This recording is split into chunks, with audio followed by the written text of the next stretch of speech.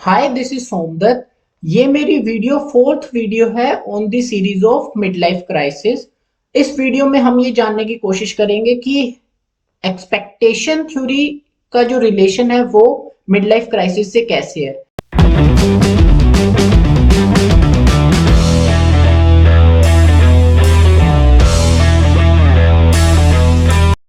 कि इस जो मिड लाइफ क्राइसिस होती है यहाँ पे आके ना लोग और सोसाइटी हमसे बहुत ज्यादा एक्सपेक्ट करने की कोशिश करते हैं। मीन्स कि हमारे बच्चों को भी हमसे कुछ अचीवमेंट चाहिए होते हैं, सोसाइटी को भी हमसे कुछ अचीवमेंट चाहिए होते हैं कि we have to be on X Y Z position, we should have some kind of big houses, big achievement, some kind of thing. तो क्या होता है ना, जब हम यंग एज में थे तो लोग क्या करते हैं कि वो अपने आप से बहुत सारी एक्सपेक्टेशन लगा के बैठे हुए थे कि हम अपने 35 या 30 में आएंगे तो हमारे पास ये होगा। लेकिन क्या होता है कि मोस्ट ऑफ द केसेस में लोग ये सब चीजें अचीव नहीं कर पाते हैं, और उस ना अचीवमेंट की वजह से क्या होता है कि उनमें रिग्रेट आना स्टार्ट हो जाता है और वो डिसअपॉइंटेड फील करते हैं।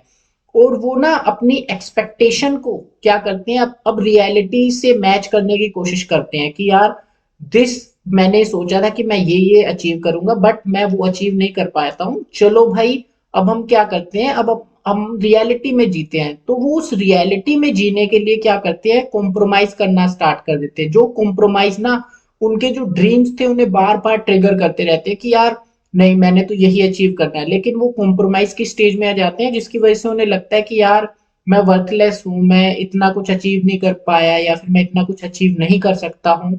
दैट इज तो क्या होता है कि वो अपने इन जो ड्रीम्स है इनका सेक्रीफाइस भी नहीं कर पाते। मीन्स कि इतनी फास्ट वो इन सब चीजों को समझ नहीं पाते हैं कि यार मैं अच्छा चलो रियलिटी में ही जीता हूँ, तो वो उस रियलिटी में इतनी फास्टली अडेप्ट नहीं हो पाते हैं, जिसकी वजह से क्या होता है वो पेसिमिज्म की तरफ चले जाते हैं और वो डिससेटिस्फेक्शन की तरफ चले जाते हैं।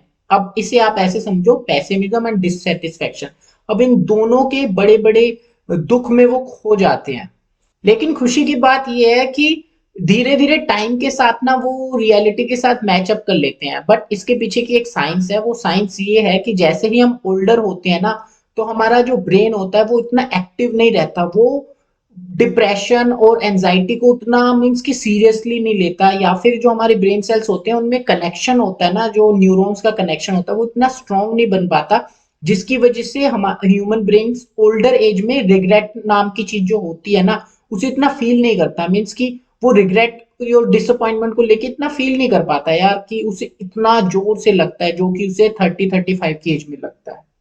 तो आप एक तरीके से ऐसे समझ लीजिए, जैसे ही लोग 45 से ऊपर जाते हैं तो वो क्या करते हैं, अपनी एक्सपेक्टेशंस को कम कर चुके होते हैं, सीख चुके होते हैं कि उन्हें इतनी अपने आप से एक्सपेक्टेशन नहीं रखनी है। तो अब सिंपल सी बात है, अगर एक्सपेक्टेशन बहुत कम होंगी तो ऑब्वियसली लोग हैप्पी ज्यादा रह पाएंगे। मीन्स कि अब उन्हें कुछ अपने आप से एक्सपेक्ट ही नहीं करना है, तो वो खुश अपने आप ही रहेंगे।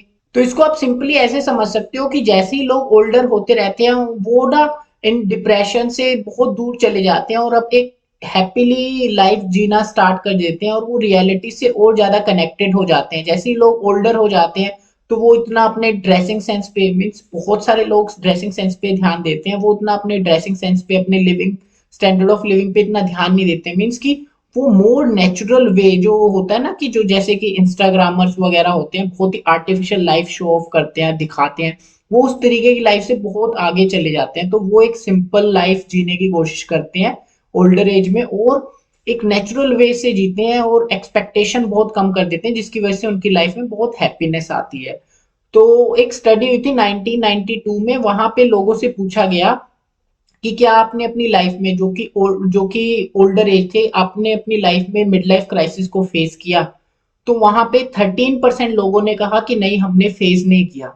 लेकिन क्या हुआ कि अभी लेकिन क्या हुआ कि मैंने आपको बताया कि अवेयरनेस भी होती है, क्योंकि उस टाइम पे लोगों को वो इतने अवेयर नहीं थे कि मिड लाइफ क्राइसिस से। बट उसके बाद सेम स्टडी हुई 2000 ईयर में, वहां पे लोगों से पूछा गया कि हाँ आपने लाइफ में, मतलब कि सैंपल साइज सेम था कि आपने अपनी लाइफ में मिड लाइफ क्राइसिस फेस किया, तो अमाउंट डबल हो गया। तो 26% लोगों ने ये कहा कि yes we have faced the mid life crisis.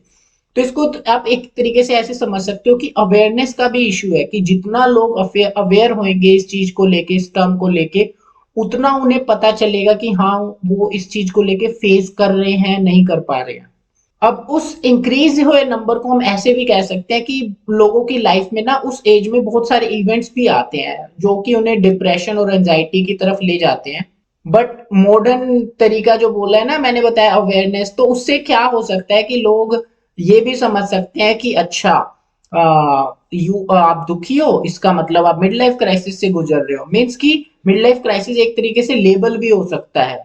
अब इसको समझने की कोशिश करना कि कुछ छोटे छोटे इवेंट्स आते हैं जिसकी वजह से आप एंजाइटी फील करते हो, they are not the mid life crisis. तो ये एक फेक लेबल नहीं लगाना है कि yes I am going through mid life crisis. इसको समझना है कि ये आपकी जो एंजाइटी है उसके ड्यूरेशन बहुत लॉन्ग है या फिर ये स्मॉल टाइम के लिए आ रहा है।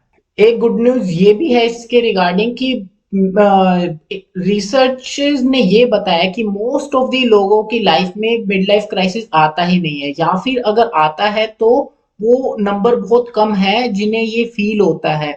तो इस चीज को ऐसे समझ सकते हो कि एक बहुत ही मेजोरिटी ऑफ पीपल है, उनमें से कुछ इग्नोरेंट लोग हैं जो तो कभी समझ ही नहीं पाते कि मिड लाइफ क्राइसिस क्या होता है। May be they were phasing the mid life crisis but उन्हें पता नहीं लग रहा है, तो उन्हें तो आप निकाल ही दो। और जो एजुकेटेड लोग हैं, जो अवेयर हैं इस टर्म से, उनके लिए वीडियो है और उनको समझना है कि मेजोरिटी ऑफ द लोग जो हैं according to research they never feel mid life crisis. अगर उनमें से कुछ लोग हैं, आप 20 to 30% लोग समझ सकते हो जिनकी लाइफ में एक स्ट्रॉन्ग डिप आता है जिसकी वजह से वो इस पूरे जो होता है ना स्ट्रेस और एंजाइटी की कंडीशन में आ जाते हैं और वो एक इंटॉक्सिकेशन की फील्ड में चले जाते हैं जहां पे वो अपने आप को इस एंजाइटी से निकालने की कोशिश करते हैं। आई होप आप मेरी इस वीडियो से रेजोनेट किए होंगे रिगार्डिंग मिड लाइफ क्राइसिस।